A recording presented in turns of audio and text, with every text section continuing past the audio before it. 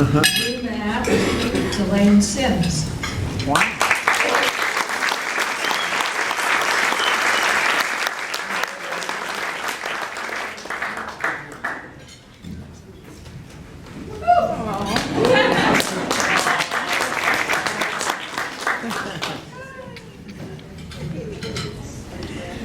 Good evening, everyone.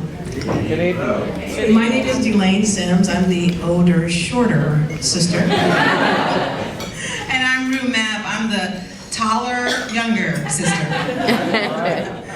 And tonight, we're going to share our story, what we have in common that reflects a life that's been laced with hardship, joy, pain, and we'll also share our individual stories. As sisters with a 10-year age difference, our relationship, our considerate treatment of one another has proved to be really critical to our achievements. While we have different motivating factors in our lives that inform our work, we have one thing in common. That's our love for each other and our family.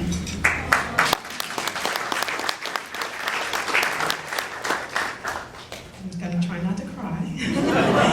It's very, very special to be standing here next to my sister this evening. Our objective tonight is to share our story of intergenerational support as sisters, and our educational journey. Go Bears! Go Bears! and how the New Leaders Scholars has really shaped us to aspire to new heights.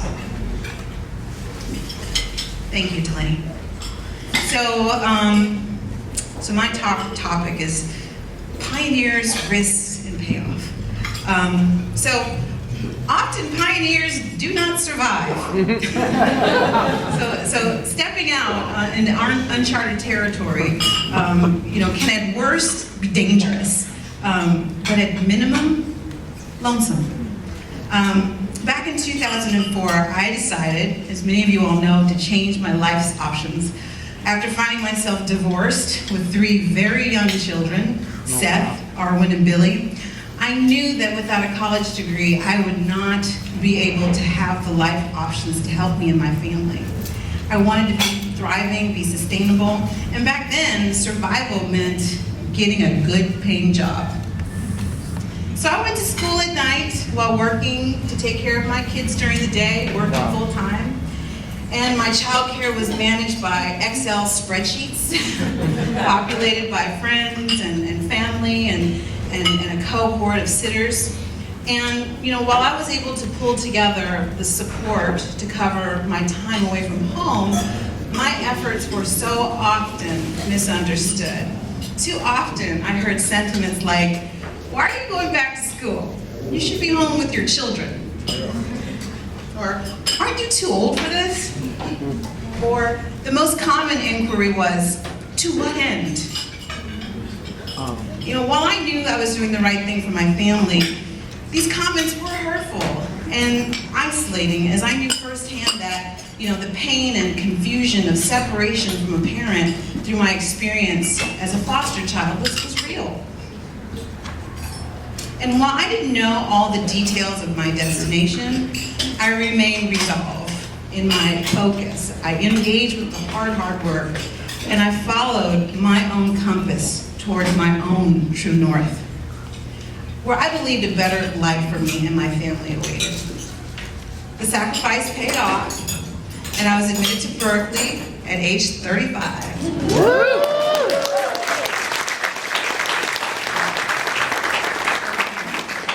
And I'll never forget that admittance letter that told me to listen to the sound of the world opening up at my feet. Wow.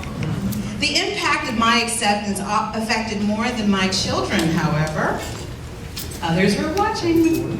And it triggered a sense of possibility and an unfulfilled desire for higher education in my sister Delane. My sister had sacrificed her own aspirations for college as a teen mother. And I'll never forget her light bulb moment after helping me move into the University Village. She's like, "I can do this too." And boy, did she ever. And like myself, she was welcomed into the New Leader Scholarship family. Thank you.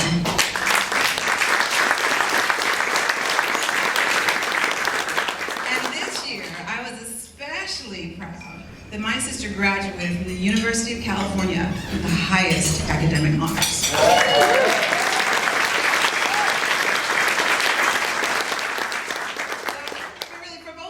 Graduating from Berkeley was so much more than fulfilling a dream of education and family unity. My education helped me and my sister to accomplish way more than we ever imagined. I founded a website called Outdoor Afro that celebrates and inspires African American connections to nature. And that platform began as a place for personal sharing, but its popularity quickly just blew up into this national conversation. I was invited to the White House to help inform President Obama's America's Great Outdoors Initiative. And I was invited, and I actually went back 2 more times. Like one time was like unbelievable, 2 times was like blew my mind. And then back at home, I got this fantastic position. I was appointed program officer at a foundation that helped get underserved California youth connected to nature. And the blessings and recognition, they are really continuing to pour in at an unbelievable rate. This year, I was recognized as Henry Louis Gates' Route 100 of the top established and emerging African American leaders in the country.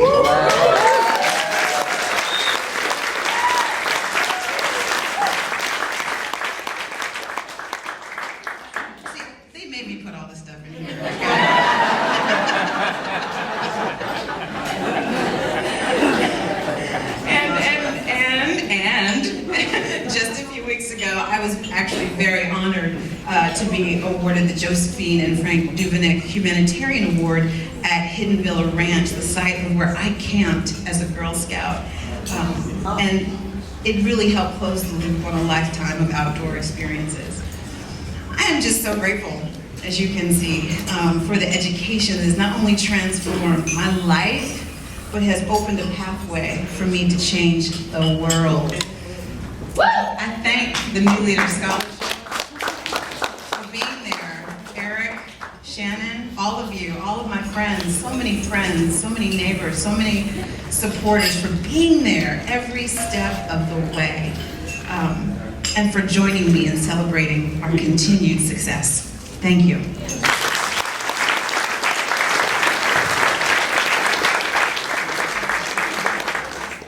My sister is a hard act to follow, but I keep following every chance I get. So my speech tonight is entitled, To Make Even One Life Easier.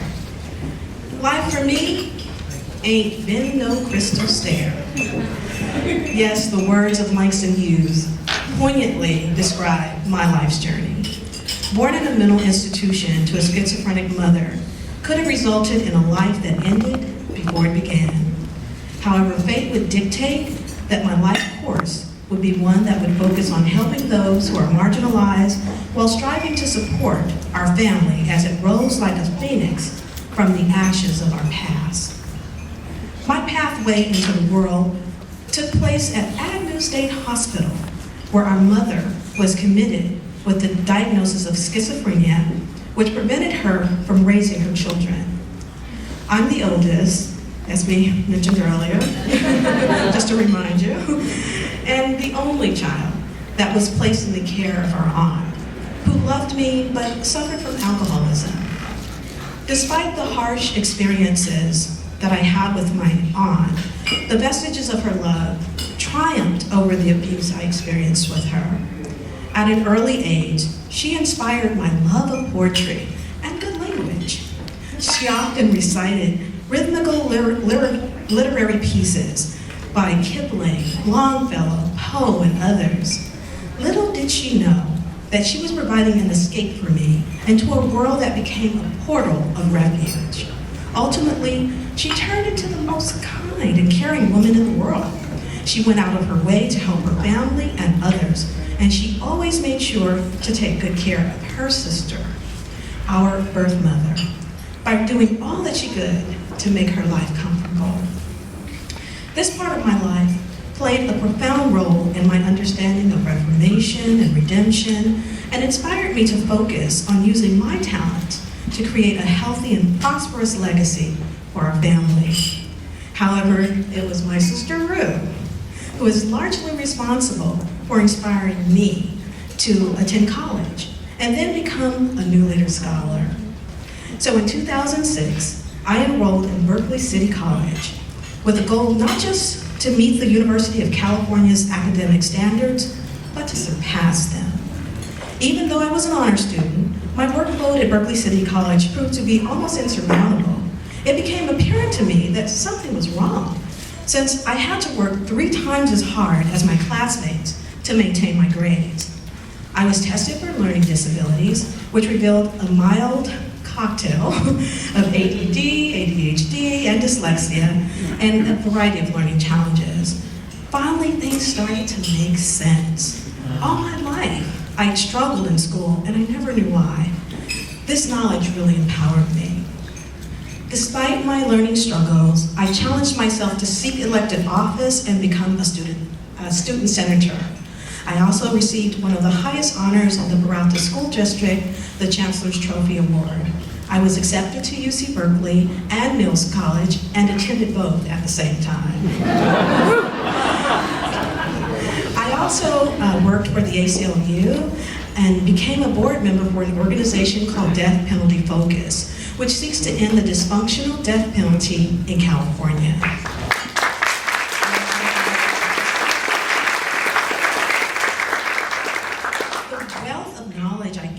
From the ACLU only fueled my desire for social justice and to share my new insights with others. In my further quest to balance the playing field for the disadvantaged, as a student, I founded a program for elders called Senior Moments. This program helps provide resources to homebound elders and their caregivers. We want to create some memorable moments for seniors. The decision to begin this program was as a result of my love and respect for seniors in my own family, many of whom I cared for at the end of their lives. However, my claim to elder fame is my 114-year-old father, who still lives independently in his own apartment, still cooks and cleans. He's amazing. He's truly a blessing. And I want Senior Moments to be a blessing to others. I know, how old am I myself? He was really old when he had me. Another record. Since 2006, our organization, Senior Moments, has helped thousands of homebound seniors with a variety of needs, such as housing, healthcare, food, and transportation. I've enlisted 3 Chamber of Commerce offices in the East Bay to house the program, with 3 more starting next year. Senior Moments reached a special place when in 2011, we received the Jefferson Award, the National Nobel Prize equivalent for public service.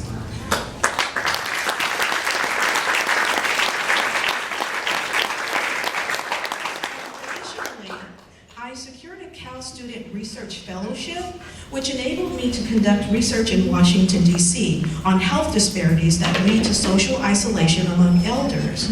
I not only learned more about the acute needs of older Americans, but I was able to work with a legislative team in Washington to help produce the Health, Equity, and Accountability Act of 2011. In September of last year, Congresswoman Barbara Lee presented this act to President Obama.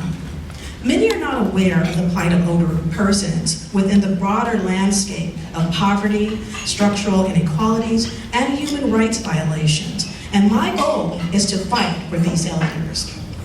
I plan to implement Senior Moments in Chamber of Commerce offices across this nation. Since my graduation from Cal this past summer, I fully commit my time to expanding Senior Moments. I fund Senior Moments with my nail care business that I own in the city of San Leandro, and I'm proud to say that my sister and I used our Berkeley education to partner and support others. We subscribe to the meaning of success as described by the American essayist and poet Ralph Waldo Emerson, who said, to leave this world a bit better, whether by a healthy child, a garden patch, or a redeemed social condition. To know even one life has breathed easier because you have lived, this is to have succeeded. We appreciate sharing our stories with you tonight. Our next speaker is Amaya Trigg. Amaya flew in from Washington, D.C. She has single-handedly mentored many of our current scholars, people that are particularly interested in the practice of law and public policy. Amaya?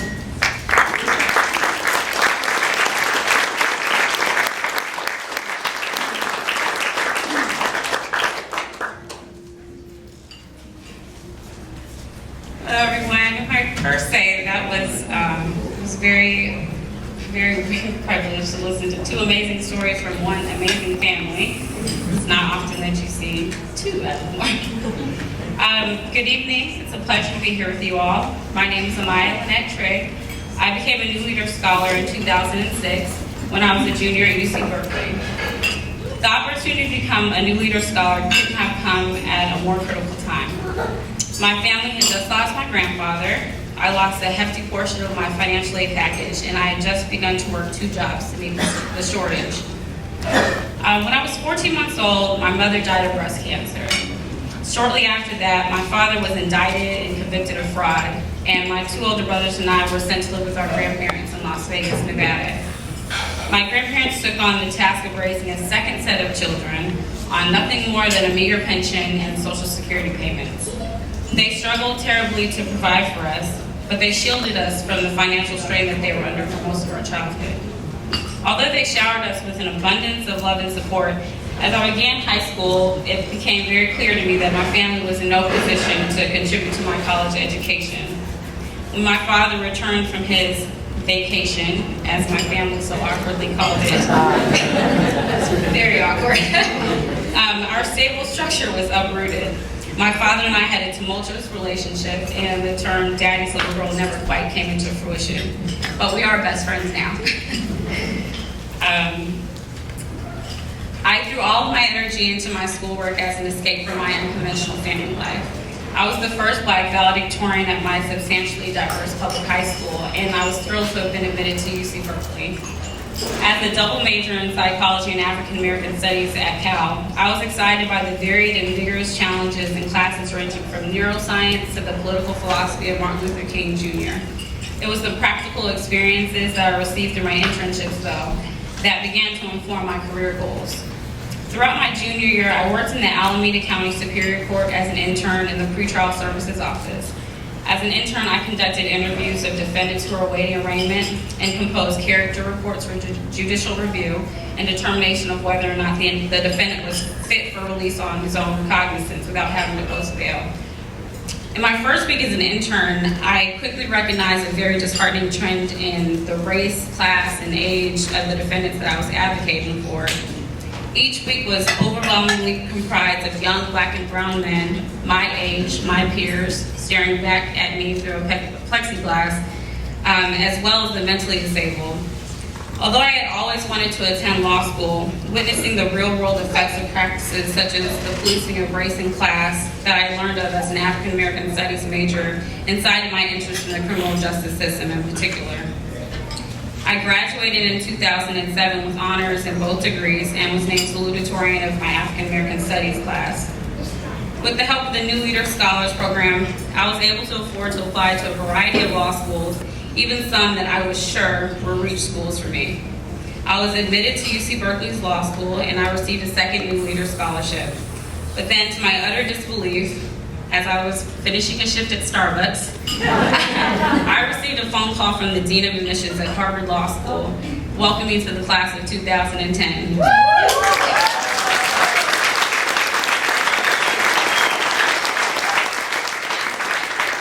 I literally was on the floor in Starbucks.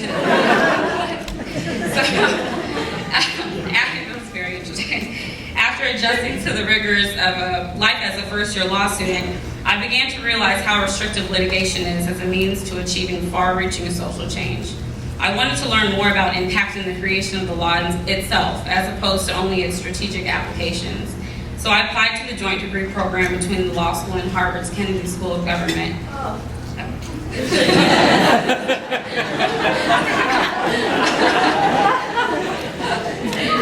We spoke earlier about the limits of the law. I felt one more year of educational debt would be worth feeling fulfilled academically, and I was right.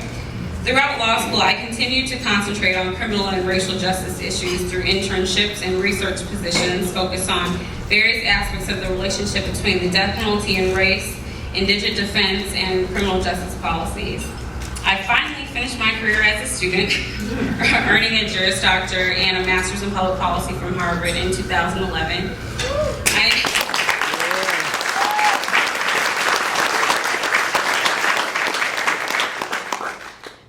Decided to learn more in the trenches of law and public policy.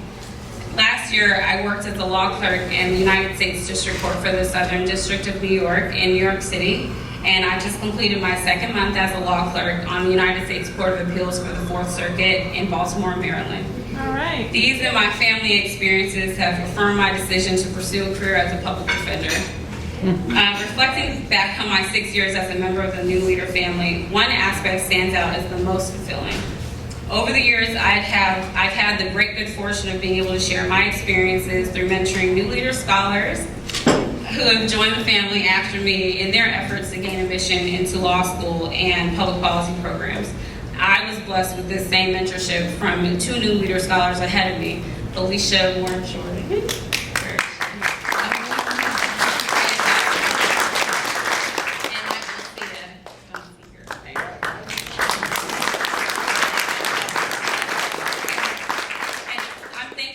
Opportunity to continue the tradition of mentorship and network building that is the foundation of the scholarship family that we all owe so very much to.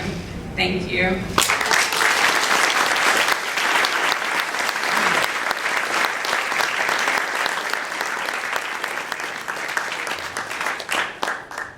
What Amaya didn't tell you is the impact that she's had on several other scholars, on Elizar Chacha, on Ann Spikes, on Marlisa Thomas, who's currently at the Kennedy School at Harvard. I mean, she's single-handedly been a standard bearer for scholars that are interested in public policy and law. I'd like to now introduce Lana Baha, who became our first scholar to receive continuing support in graduate school. She also flew in from Washington, D.C., where she now works for the Justice Department. I'll let Lana tell you the impact on her of helping another scholar in our program and the meaning of it to her. Lana.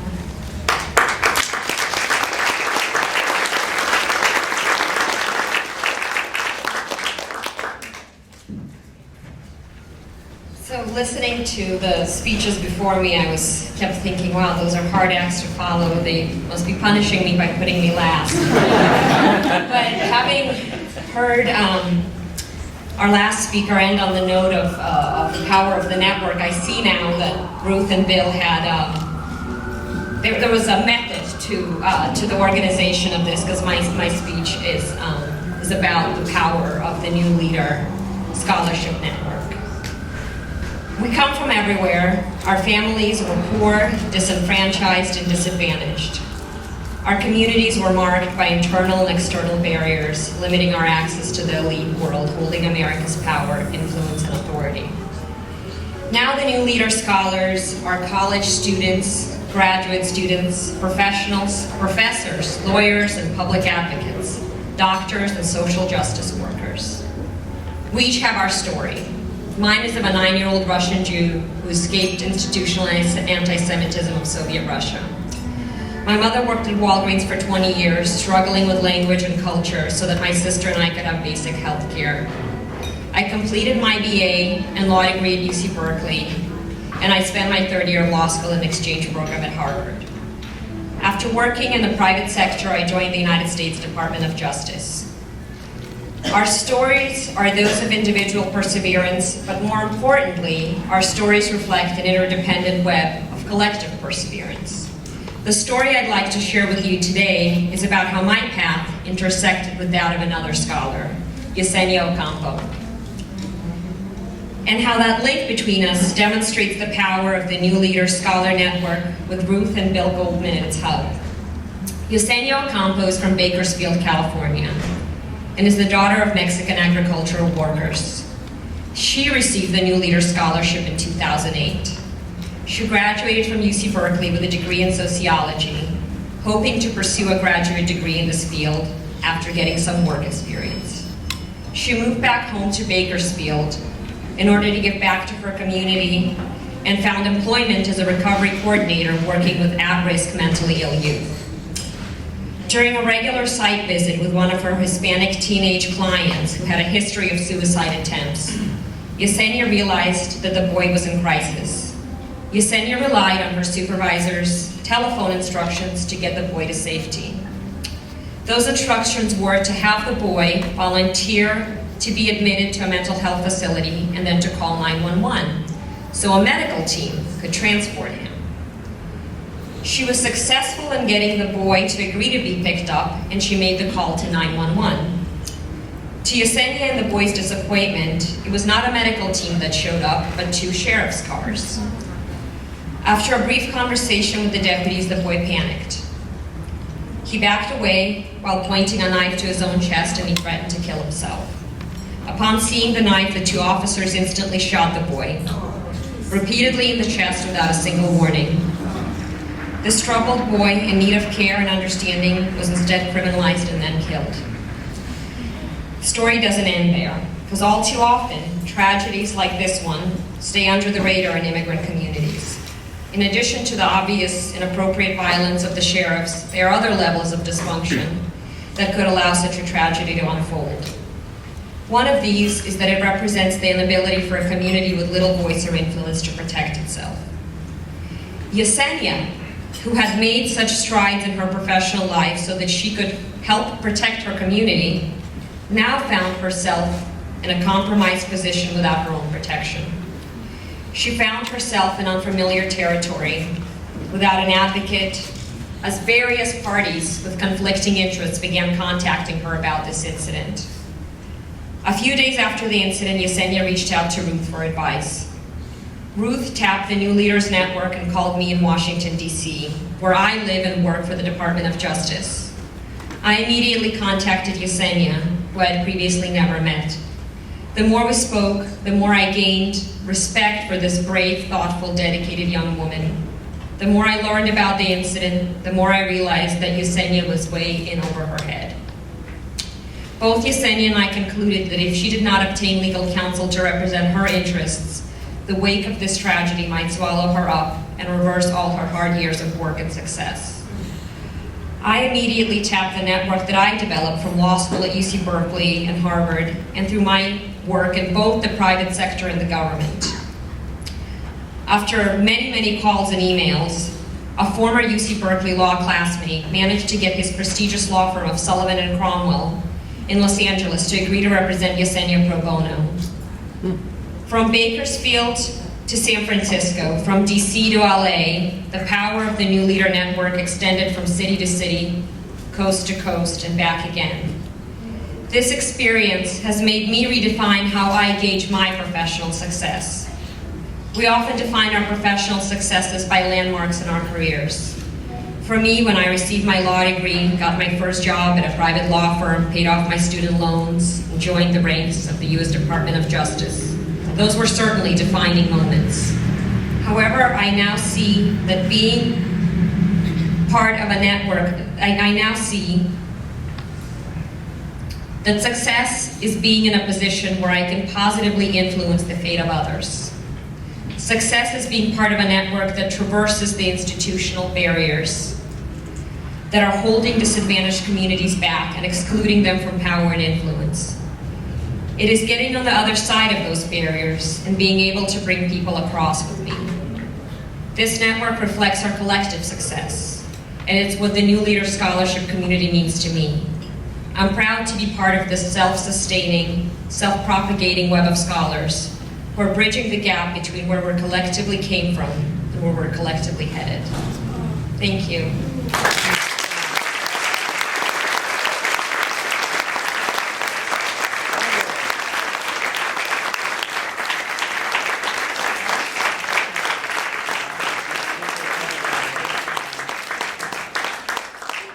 you can see how this really epitomizes the vision of the New Leader Scholarship. Before Eric stands up to speak, I just want to say one more quick thing. My husband was having a conversation with our older son, and our other young teenage granddaughter overheard the conversation. And it was about, would we have enough air miles to fly in all of our scholars? So she called the next day and she said to my husband, Grandpa, oh, this always makes me tear up, I would like to donate some of my savings so that a scholar can come to the dinner. And the following day, she sent me this email, which she asked me to read to all of you. Hi, I wish I could be there with you tonight, but I will be playing my trumpet at halftime for our all-time night. This year, my brother Connor and I want to contribute some of our savings to you since we are unable to attend ourselves. We want to congratulate you for your hard work. Your commitment and your continued support of the New Leader Scholarship. And for those of you that I have not had the chance to meet this evening, I look forward to that opportunity, and I hope that we'll see you again next year. You've heard the stories of several scholars this evening, and I just want to make the point that they're extraordinary. They are also a sample of the scholars in this program. So there are many of these stories, many scholars that have overcome unbelievable odds and are transforming the world and creating positive change. And we're so proud of them and so happy to be doing this kind of work collectively. Something else I'd like to point out is the ripple effect. These scholars have a tremendous impact on their own communities, on the ground. And not only do they motivate and challenge one another, they nurture those that come after them. And as you heard from Rue and Delane, there's a generational effect. For the children of our student parents, the prospects of a brighter future and the firsthand knowledge that they have access to college raises their own personal expectations. Many of you have been avid supporters of the scholarship, and we'd all like to thank you for your generosity. But as we all know, there's never enough. We need additional funding to continue the work. And I'd like to introduce this year what we're calling the Legacy Circle. And the Legacy Circle is an opportunity for people to give on a monthly basis. A reoccurring charge on your credit card. We have the technology to do it. You have cards on your table, and there are 3 people sitting in the back of the room that can take your information. I'm also very excited to announce that through the generosity of the Marin Community Foundation and Dr. Tom Peters, that they'll be matching these gifts. So thank you.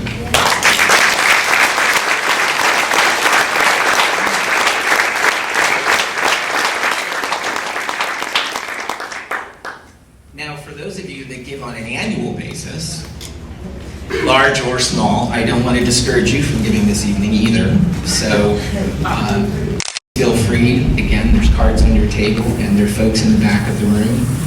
And I know that you're here because we all envision a world that's shaped by these scholars and that accept nothing less than equality and access for all.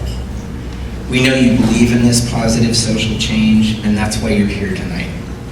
Please help us to continue meeting the modest needs of our courageous change agents, the New Leader Scholars. Thank you very much.